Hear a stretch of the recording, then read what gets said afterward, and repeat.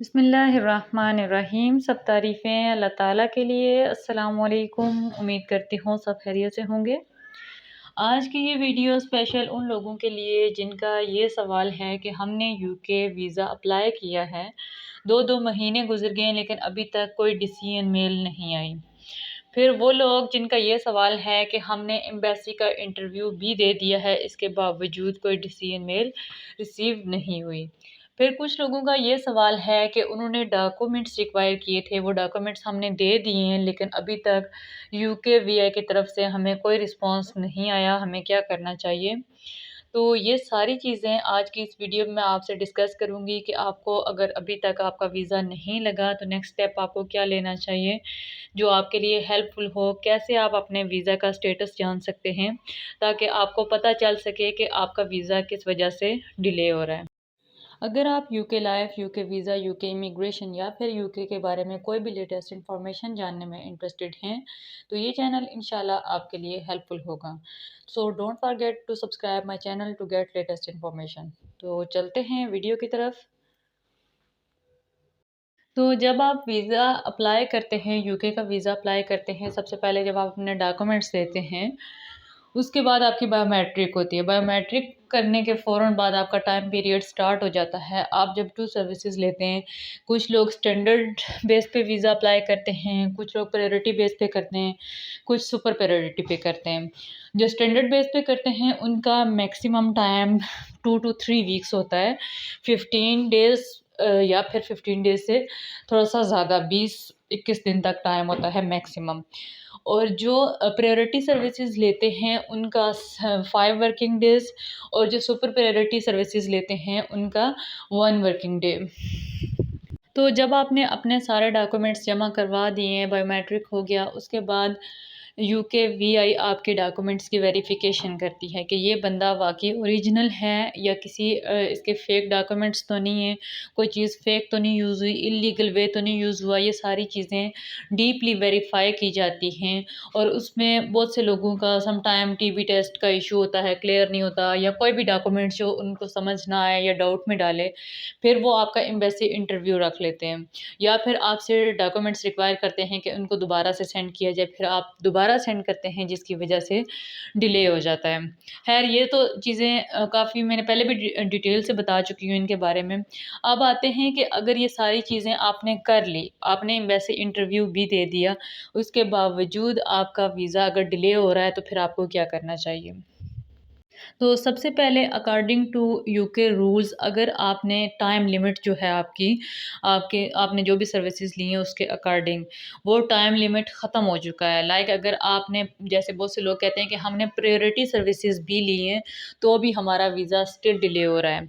तो priority services अगर आप लेते हैं 5 टू 7 वर्किंग डेज़ इनका इसका टाइम होता है। ये टाइम आपने क्रॉस कर लिया, यानी 10 डेज़ या 15 डेज़ या 20 डेज़ गुज़र गए फिर भी आपको कोई डिसीजन मेल नहीं आई, तो फिर आप क्या कर सकते हैं, सबसे पहले आपने अपनी सारी मेल्स को सही से चेक करना है कि कोई मेल यूके वीआई की तरफ से आपको आई तो नहीं है, या बाज़ दफ़ा जंक फ़ोल्डर में मेल्स चली जाती हैं, तो आपने मस्ट चेक करना है कि ऐसा ना हो कि आपकी जंक फ़ोल्डर में मेल हो और आप वेट करते रहें, हो सकता है उन्होंने कोई डॉक्यूमेंट रिक्वायर किया हो। लेकिन अगर ऐसा भी नहीं तो फिर आप पेड इंक्वायरी कर सकते हैं।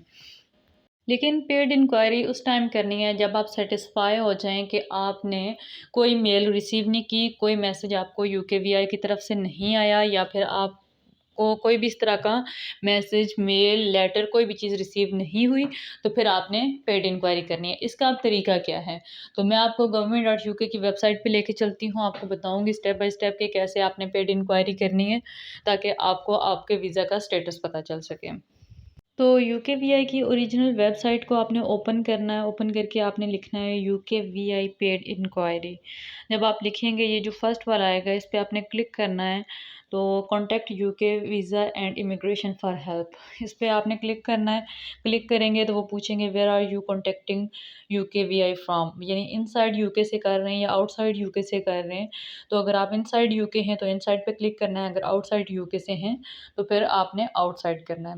What do you need help with, वो पूछ रहे हैं कि आपको किस किस्म की हेल्प चाहिए। तो उन्होंने डिफरेंट चीज़ें दी हैं कि आपने ईयू सेटलमेंट के लिए अप्लाई किया है, ब्रिटिश नेशनलिटी लेनी है, यूक्रेन फैमिली स्कीम है, वीज़ा या कुछ भी इस तरह का, या फिर समथिंग एल्स है। तो फिर आपने जो भी आपका इनमें से होगा, मैंने समथिंग एल्स पे क्लिक किया है, तो आपने उस पे क्लिक करना है।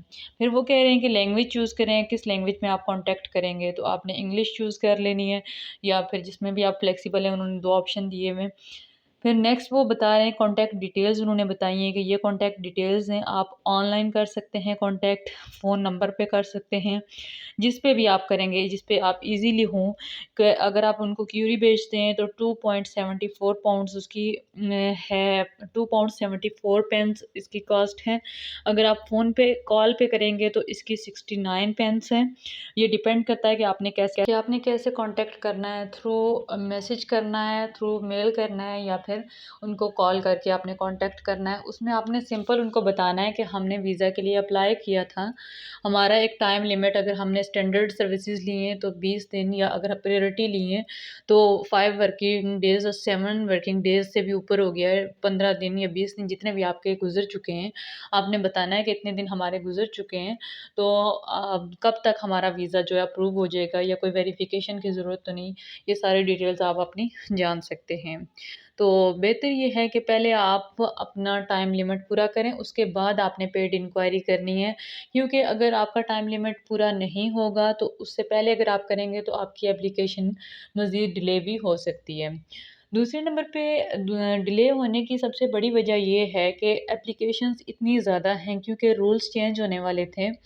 ये अभी जो रिसेंटली अप्रैल में रूल्स चेंज हुए हैं, मार्च में रूल्स चेंज हुए हैं, इसकी वजह से बहुत ज़्यादा लोगों ने इसके इफ़ेक्ट से बचने के लिए बहुत ज़्यादा अप्लाई किया, ज़्यादा एप्लीकेशंस सबमिट हुई हैं, जिसकी वजह से वीज़ाज़ डिले हो रहे हैं।